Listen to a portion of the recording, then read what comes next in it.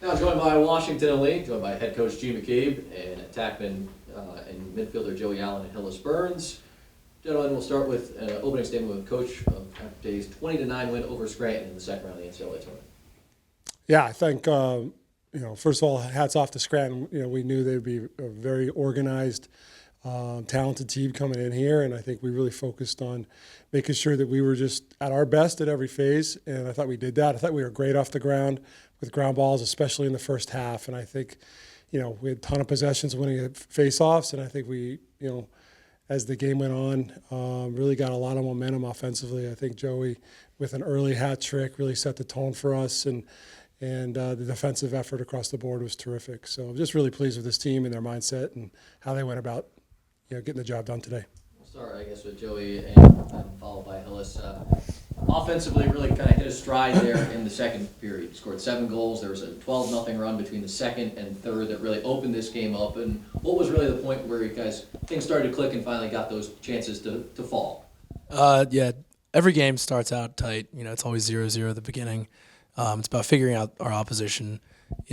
We are a team that tends to feel into games and get a feel for our opponent. So as soon as we understand what we need to do, stick to our game plan, keep executing, the goals just come.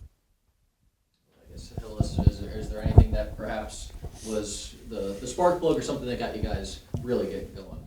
Yeah, I think there were 2 things. The first was our guys who had short sticks really started beating their man there in the second quarter, which just really opens up stuff for everything else. We were getting the ball moving, and then was just really happy with how some of our defensive guys played in transition. Guys like Chris Statz, Elliot Cohen kind of lighting a spark. Those are the goals that really build momentum. So, we're in May now, so hoping for a lot more of those. Coach, face-offs was a big thing. You kind of hit on it briefly, but Tyler Spano and Israel Michelson really spearheading the effort there. You guys lost just 5 face-offs the other day, went 28 for 33. To get that type of production out of those 2 guys where, Spano gets a lot in the first half, Israel gets it done in the second half, and really get all those extra possessions, how is that able to keep the momentum and really the good things going with your team? Yeah, well, obviously when you can win at the X like that, it's a huge advantage. I mean, it puts the defensive team that you're playing against under a lot of duress. I think a lot of that is, they're obviously very talented, but it's also a byproduct of just how hard they work day in and day out. I mean, Israel's development in this year has just been tremendous, and you can see what he can do. Really, he's done it, the back half of this back third of the season, he's just been terrific. And having that, sort of 1-2 punch at this time of year is just so valuable.